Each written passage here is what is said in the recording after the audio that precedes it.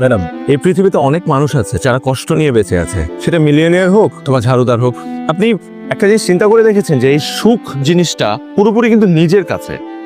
মানে কি একা একা কখনো সুখী হওয়া যায়? অবশ্যই হওয়া যায়। আপনি একটা জিনিস চিন্তা করেন, ধরেন আপনার একটা জগৎ আছে আলাদা, সেই জগৎটায় আপনি দিনের কিছুটা সময় অথবা রাতের কিছুটা সময় বিচরণ করবেন, তখন আপনার মনটা কতটা হালকা হবে। কারণ জগতের কোনো কষ্ট বা অবহেলা বা ঘৃণা আপনাকে ছুতেই পারবে না।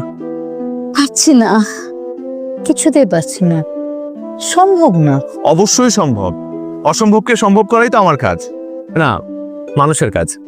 মানুষ একটা অদ্ভুত প্রাণী, এক সময় এক একভাবে বাঁচে। কোন শিশু থাকে তখন জীবনের মানে না বুঝেই বাঁচে, কোন কৈশোরে যায় তখন রঙিন দুনিয়ায় বাঁচতে চায়, আবার যখন যৌবনে থাকে তখন বিয়ে করে সংসার করার স্বপ্নে বাঁচতে চায়, আবার যখন সন্তানের বাবা মা হয় সন্তানের সুখের জন্য বাঁচে। সেটাই বলছি যে একটা মানুষের ছোট্ট একটা জীবনে কত পরিবর্তন, তাই না ইউ আর রাইট। ম্যাডাম? সমাজ সংসারে নানা রকম সমস্যা ঝামেলা এগুলো তো থাকবেই, কিন্তু এগুলোর সাথে ফাইট করে বেঁচে থাকার নামই তো জীবন। কিন্তু আমি আমার হাজবেন্ডকে কিছুতেই সঠিক পথে আনতে পারছি না।